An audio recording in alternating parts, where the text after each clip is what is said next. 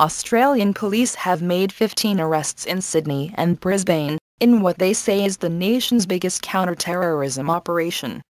At least 800 heavily armed officers raided properties in the two cities. Police said the operation disrupted plans to commit violent acts. One reported plan was the random beheading of a member of the public.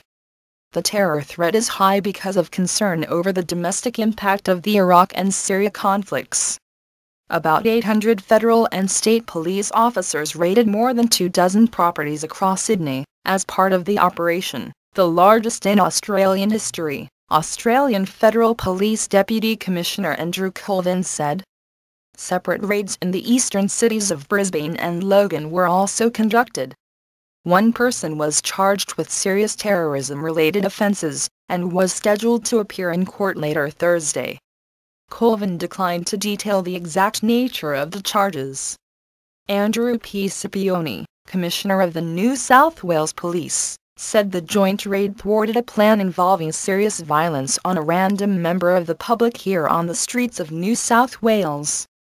Both commissioners declined to provide details about the person being charged, but they said information would emerge when the person makes a court appearance later in the day. The decision to raise the level was foreshadowed by the departing Director General of the Australian Security Intelligence Organisation ASIO last week.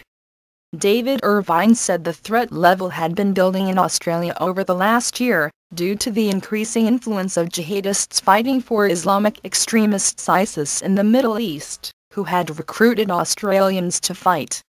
Australia has estimated about 60 of its citizens are fighting for the Islamic State group and the Nusra Front in Iraq and Syria.